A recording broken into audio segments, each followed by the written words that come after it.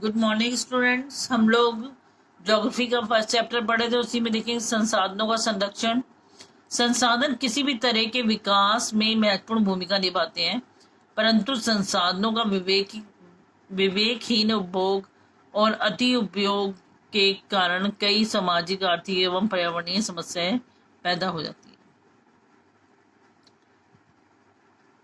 हो सकती हैं। इन समस्याओं से बचाव के लिए विभिन्न स्तरों पर संसाधनों का संरक्षण आवश्यक है। उन्होंने कहा कि संसाधन किसी भी तरह से मतलब हमारे विकास में महत्वपूर्ण भूमिका तो निभाते ही हैं, लेकिन अगर हम इसका सही तरीके से उपयोग नहीं करेंगे तो ये पर्यावरणीय समस्याएं पैदा कर सकती हैं।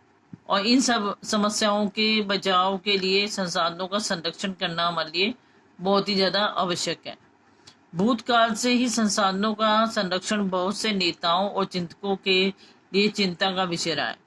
उदाहरणतः गांधी जी ने संसाधनों के संरक्षण पर अपनी चिंता इन शब्दों में व्यक्त की। ठीक है, वो कह रहे हैं जितने भी हमारे यहाँ नेता हुए हैं या चिंतक हुए हैं, उन्होंने इन संसाधनों के प्रति चिंता व्यक्त की है। जैसे गांधी जी के यहाँ शब्द दिए गए हैं, हमारे पास हर व्यक्ति की आवश्यकता पूर्ति के लिए बहुत कुछ है, लेकिन किसी के लालच की संतुष्टि के लिए नहीं। अर्थात हमारे पास पेट भरने के लिए बहुत है, लेकिन पेटी भरने के लिए नहीं। यहाँ गांधी जी का कहना है कि अगर किसी कोई आवश्यकता को पूरा करना है, उसके लिए हमारे पास संसाधन है, लेकिन कोई लालच करके उसका अंधाधुंध उपयोग कर रहा है, तो उसके लिए हमारे पास संसाधन नहीं है। उनके अनुसार विश्व स्तर पर संसाधन हास के लिए लालची और स्वार्थी व्यक्ति तथा आधुनिक प्रौद्योगिकी की शोषणात्मक प्रवृत्ति जिम्मेदार है। वह अत्यधिक उत्पादन के विरुद्ध थे, इसके स्थान पर अधिक बड़े जन समुदाय द्वारा उत्पादन के पक्षधर थे। उन्होंने कहा कि ये नई प्रौद्योगिकियों के कारण जो जबरदस्ती उत्पादन किया जा रहा है या संसाधनों का शोषण किया जा रहा है, वो उसके बिल्कुल खिलाफ थे। उन्होंने कहा कि अगर तुम अत्यधिक उत्पादन चाहते हो, उत्पादन के तो विरुद्ध थे वो, और अधिक जन समुदाय द्वारा ही उत्पादन के पक्षधर थे कि जितनी जरूरत है उतना ही उसका उपयोग किया जाए। इसके बाद आता है हमारा भू संसाधन। हम भूमि पर रहते हैं, इसी पर अनेक आर्थिक क्रियाकलाप करते हैं। हम भूमि पर रह रहे हैं और जितने भी काम करते हैं कहाँ पर करते हैं? भूमि पर रहकर ही, और विभिन्न रूपों में इसका उपयोग करते हैं।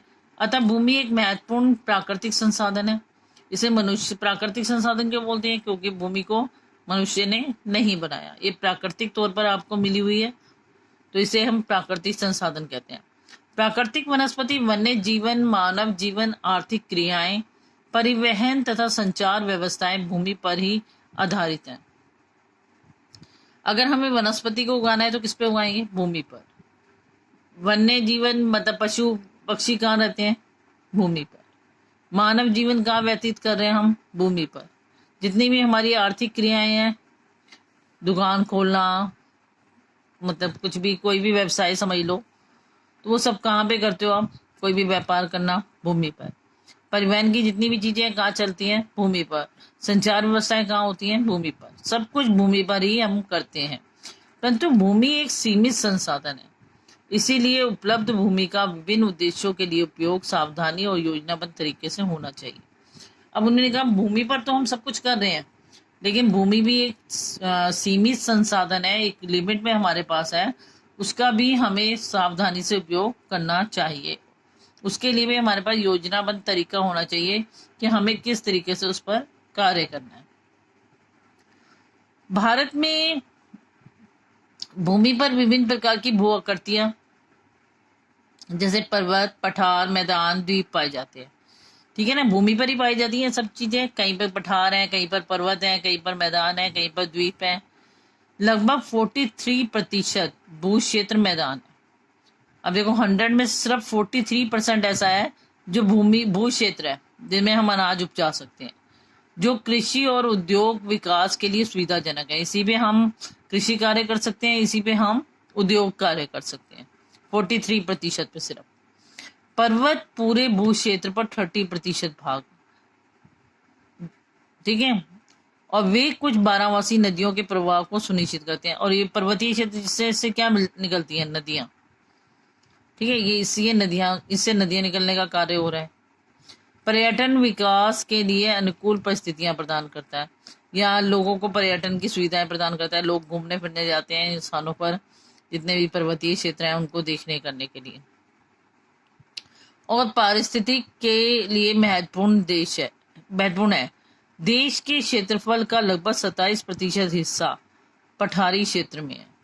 अब देखिए, हमने बोला 43% मैदानी क्षेत्र, 30% भाग पर्वत, 30% पर्वत, 27% पर पठारी क्षेत्र। और पठारों पर क्या मिलते हैं? खनिज।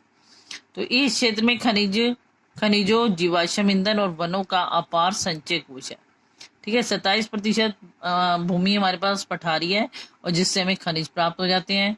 30% वाले में नदियां वगैरह निकलती हैं और पर्यटन विकास में मदद कर देता है।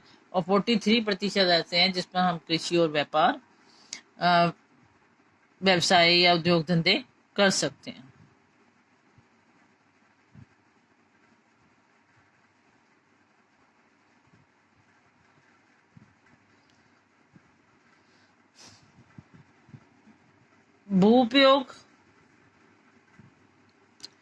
भू संसाधनों का उपयोग निम्नलिखित उद्देश्यों से किया जाता है।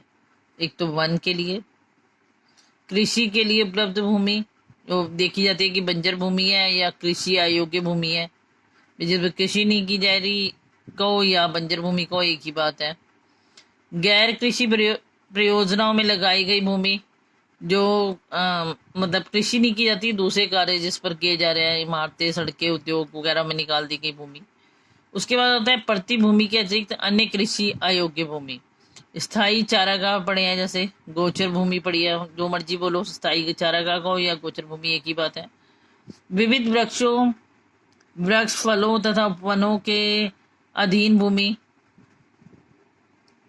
ठीक है, जिसपे फल फूल वगैरह, वृक्ष वगैरह उग रहे हैं, ठीक है। ये जो शुद्ध बोए गए क्षेत्र से में शामिल नहीं किया जाता ऐसा क्षेत्र जो होता है।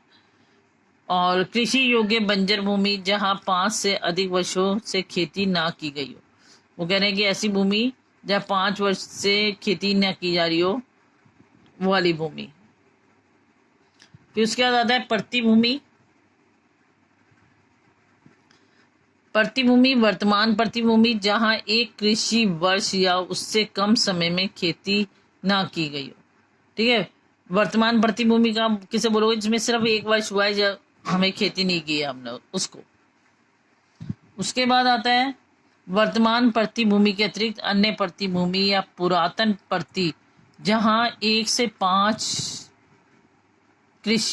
कृषि वर्ष से खेती ना की गई हो, जहां मतलब 1 से लेके 5 सालों तक कोई कृषि ना की गई हो। शुद्ध निवल बोया गया क्षेत्र, एक कृषि वर्ष में एक बार से अधिक बोए गए क्षेत्र को शुद्ध निवल बोए गए क्षेत्र में जोड़ दिया जाता है, तो वह सकल कृषित क्षेत्र कहलाता है।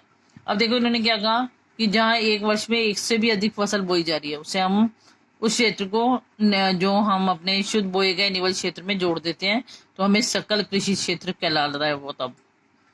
तो आज के लिए बेटा इतना ही, इसे अच्छी तरह रीड कर लेंगे, नेक्स्ट क्लास में इससे आगे करेंगे। थैंक्स।